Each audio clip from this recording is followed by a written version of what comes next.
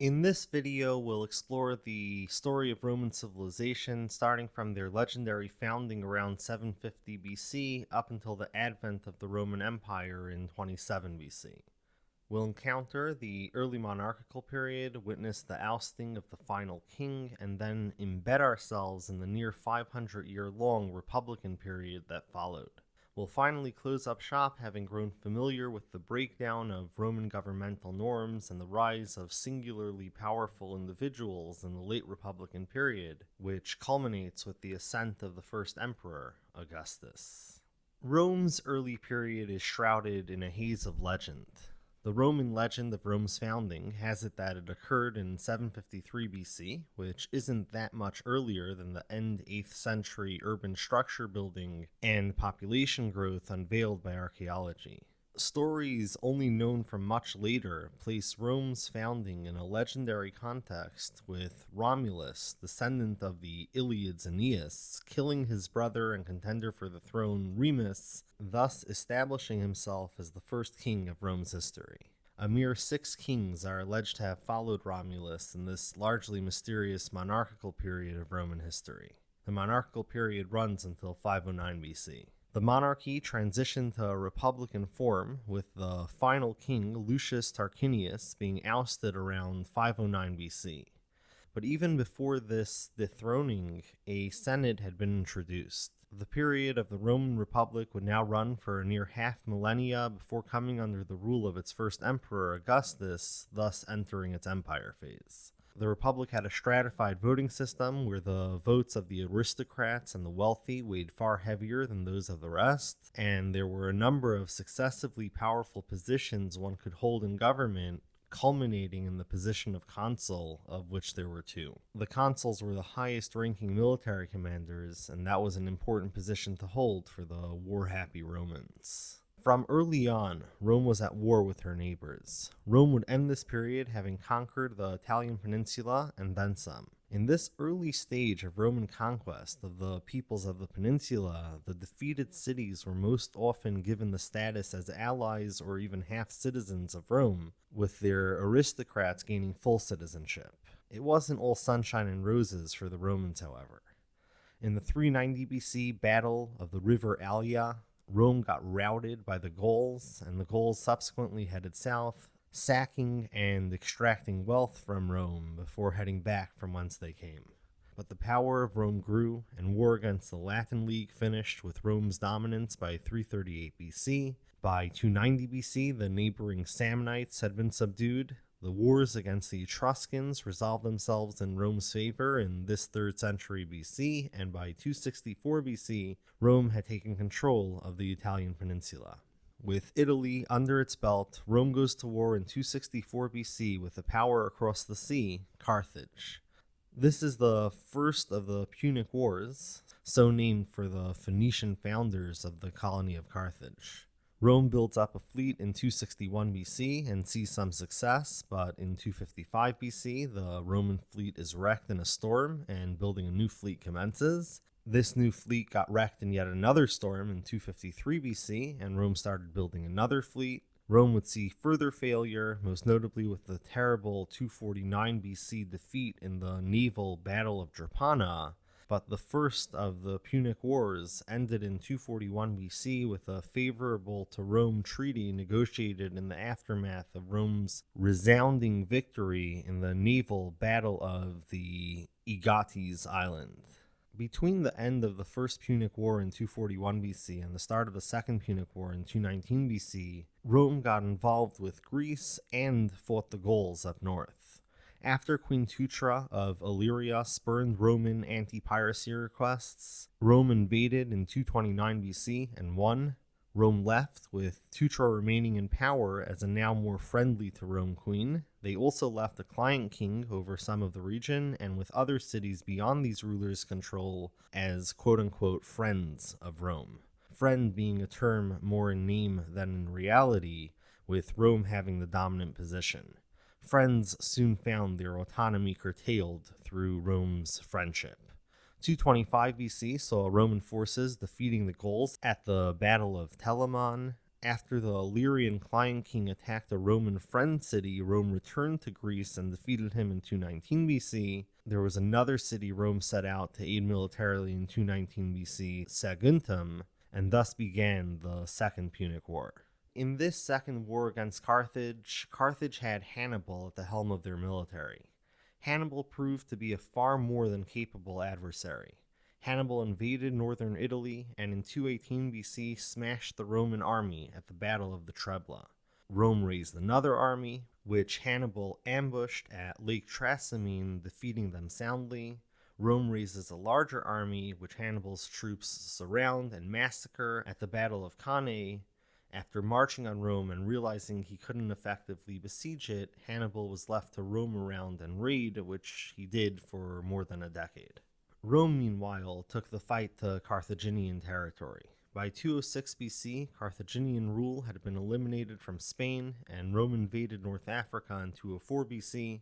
Hannibal is recalled from Rome and loses at the 202 BC Battle of Zama. Carthage surrenders in 201 BC. While Rome was occupied fighting Carthage, Philip of Macedon attacked Illyrian friends of Rome. After subjugating Carthage, Rome sent troops over in 198 BC to deal with this, and they defeated Philip of Macedon in the 197 BC Battle of Cynocephaly, leaving Macedon a client kingdom of Rome. In 191 BC, Rome won the Battle of Thermopylae against allied forces of the Aetolian League and the Seleucid Empire.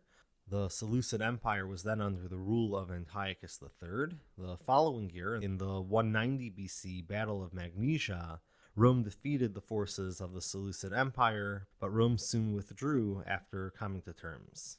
Macedon didn't rest easy, and over the coming decades rebelled twice. First in 171 BC, and after Rome suppressed the rebellion in 168 BC, the kingdom was abrogated and the land divided into 4 republics. Then again, around 3 decades later, Macedon arose in rebellion once more. Upon defeat in 149 BC, Macedon was turned into a province of Rome ruled by a Roman governor. Rome's eastern conquests brought with it much culture, wealth, and slaves, and the growing wealth enabled the cessation of taxation for Roman citizens in 167 BC. In a fit of runaway paranoia, Rome entered the Third Punic War, which ran from 149 to 146 BC. Rome set siege to Carthage and in 146 BC slaughtered many of her inhabitants. The some 250,000 survivors were then sold into slavery.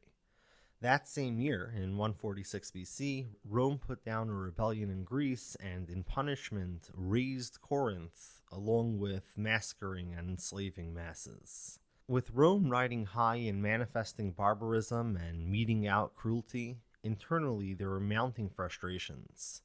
Numerous elements of their society, including the mass of Roman citizens, were feeling disenfranchised.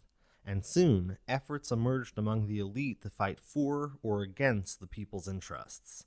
Other frustrations amongst Romans came from powerful people who didn't find themselves among the increasingly limited array of those aristocratic families represented in the upper echelons of power.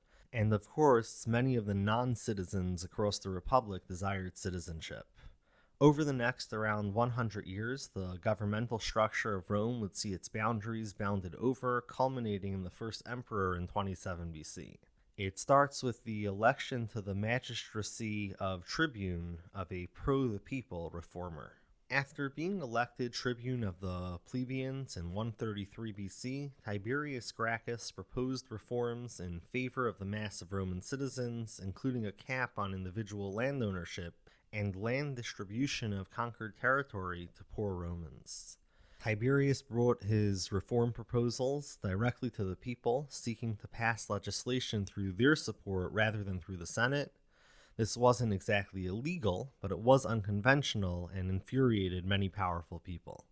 After the Senate failed in a couple of attempts at obstructing Tiberius, and Tiberius ran for a second year as tribune, he and hundreds of his followers were beaten to death at an assembly.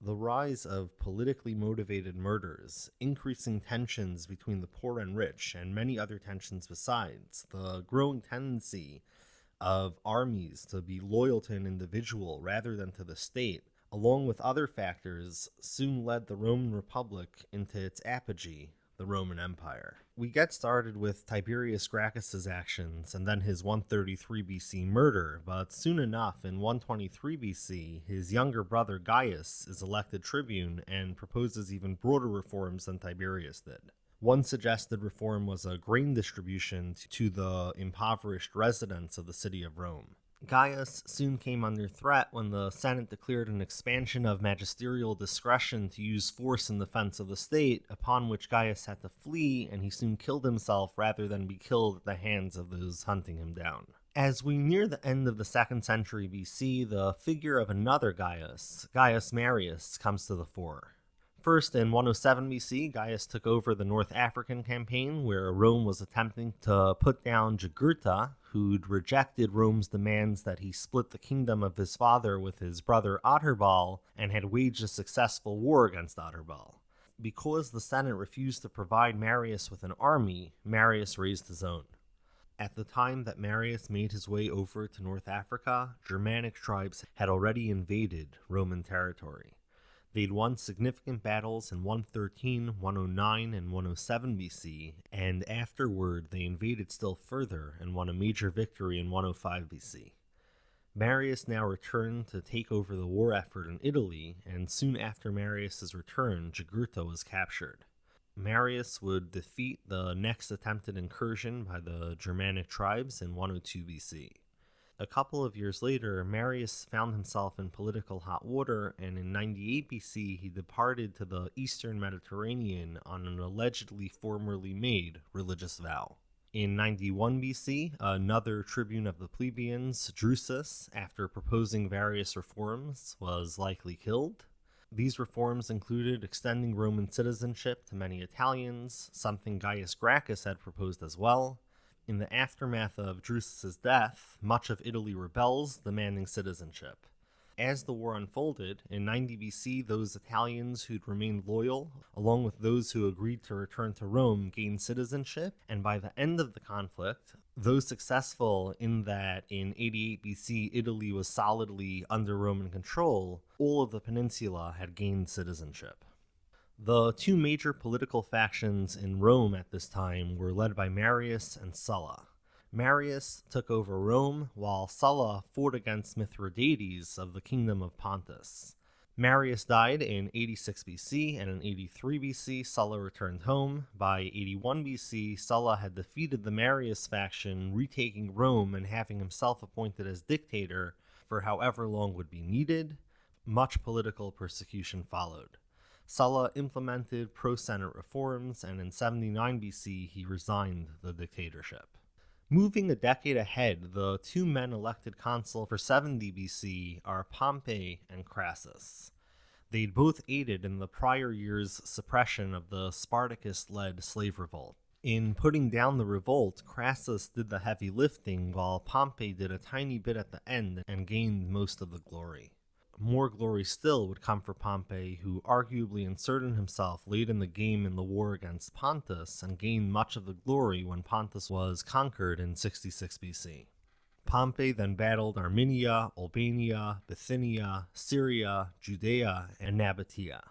Pompey wanted to invade Egypt next, but news of Mithridates' suicide obviated the Pontus-centered justification of his campaign, so he did some tidying up and much dilly-dallying before meandering back into Rome in 62 BC. A couple of years after Pompey's return, he, along with the mega-wealthy Crassus, joined forces to help get Julius Caesar elected consul for 59 BC. The Pompey, Crassus, and Caesar alliance was countered by the Senate, who aided the winner of the other consulship of 59 BC, Bibulus. Bibulus, however, found himself with little power and, resigned to that status, returned home. After his year as consul, Caesar gained a different political position, that of proconsul of Cisalpine Gaul, also ruling Transalpine Gaul and Illyricum. Caesar avoided being out of some official office at any time over the ensuing years so that he could avoid facing legal threats against him.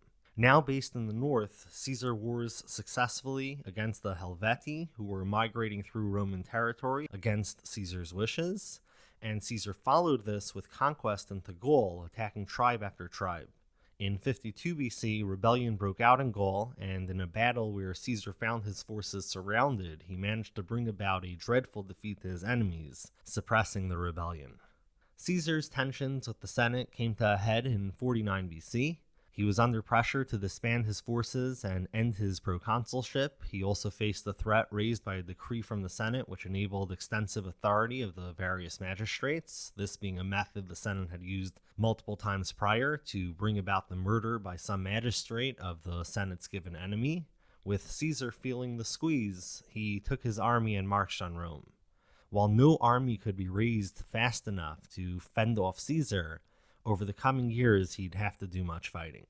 Caesar subdued opposition forces in Spain and set his sights east to put down Pompey. Pompey fled to Egypt after badly losing to Caesar at the Battle of Pharsalus, and he's murdered by Egyptians.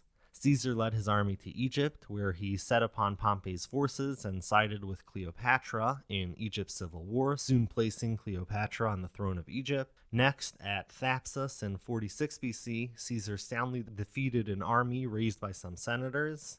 Finally, after the 45 BC win at the Battle of Munda, Caesar's dominance faced no sizable threats. The next year, 44 BC, was an eventful year in the life of Caesar. He both became dictator for life and had his life ended. The latter event went down when a conspiracy of 60 senators against Caesar ended with a number of daggers making their way in and out of Caesar's flesh. He named Octavian as his successor, but exactly who would successfully grab ultimate power would take some time to determine. Octavian allied with the Senate in warring against Mark Antony, but Octavian soon allied with Mark Antony and Lepidus, and they divided the Western Roman Republio Empire among themselves, while the Senate liberators held control of the East.